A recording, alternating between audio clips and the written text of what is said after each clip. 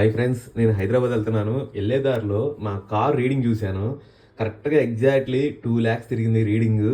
కానీ ఏంటంటే చాలా వరకు నా కారు ఇప్పటిదాకా సరిగ్గా ప్రాబ్లమ్ అయితే రోడ్డు మీద ఎప్పుడు రాలేదు. అందుకే నా కారు కూడా అమ్మదలుచుకోలేదు. ఎందుకంటే వేరే స్టేట్స్ అంటే మహారాష్ట్ర, జార్ఖండ్, ఒరిస్సా, తమిళనాడు చాలా స్టేట్స్ తిరిగా. నా కారు ఇప్పుడు కూడా ఇబ్బంది పెట్టలేదు నా కారు. చాలామంది కారు అమ్మేయొచ్చు కదా! చాలా రీడింగ్ తిరిగింది. ఎందుకు అని చాలామంది అడిగారు.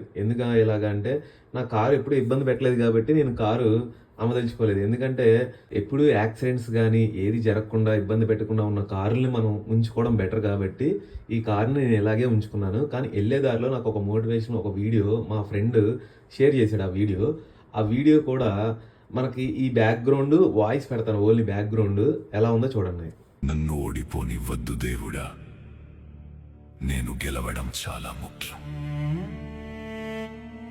నేను ఒంటరిగానే బయలుదేరాను ఈ మార్గంలో. నేను నా గమ్యాన్ని చేరుకోవడం చాలా ముఖ్యం. నేను ఎప్పుడు ఓడిపోతానా అని చూడటానికి ఇక్కడ అందరూ వేచి చూస్తున్నారు దేవుడా. కానీ నాకు తెలుసు మీరు నన్ను ఓడిపోనివ్వరు అని.